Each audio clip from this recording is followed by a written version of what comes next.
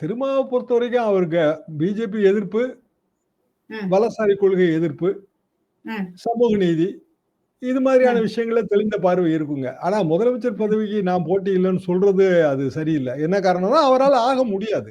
ம், முதலமைச்சர் பதவிக்கு நீங்க போட்டி போடணும்னா, ம், குறைந்தபட்சம் நீங்க முன்னாள் முதல்வராவது இருக்கணும். எடப்பாடி பழனிசாமி போட்டி போடணும்னா, அவர் முதல்வரா இருந்திருக்காரு 4 வருஷம். ம், இன்னைய தேதிக்கு அவர் ம், எதிர்க்கட்சி தலைவர். ம், கிட்டத்தட்ட அவர் தலைமையில அல்லது அவரும் ஓபிஎஸ் சேர்ந்த அந்த அணியில 75 சீட் ஜெயிச்சிருக்காங்க. ம், முதலமைச்சர் வேட்பாளர் தான் சொல்றதுல அர்த்தம் இருக்கு. ம். திருமாவளவன் முதலமைச்சர் வேட்பாளர் தான்லாம் சொல்ல முடியாதுங்க. சீட்டு தான் அதிகமா கேட்க ஓகே. முடியும். இப்ப காங்கிரஸ் கட்சி, ம், தேசிய கட்சி முதலமைச்சர் வேட்பாளர் நான் தான்னு செல்வ பெருந்தகை சொல்லுவாரா? ம், அதெல்லாம் வாய்ப்பு இல்லைங்க. ம், பிராக்டிகலி ஸ்பீக்கிங் புதிய ம், கட்சி ஒண்ணு வருது. அந்த கட்சி ம், சினிமா பேஸ்ட் கட்சி. அதுக்கு வந்து ம், இளைஞர்கள் கூட்டம் இருக்கு.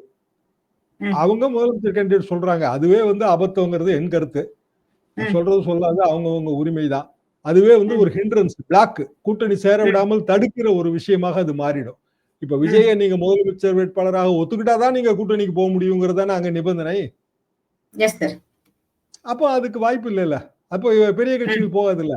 இன்னைக்கு என்னதான் ம். அதிமுக சொன்னாலுங்க முதலமைச்சர் வேட்பாளர் விஜய்ன்னு சொல்லிட்டு போவாங்களா?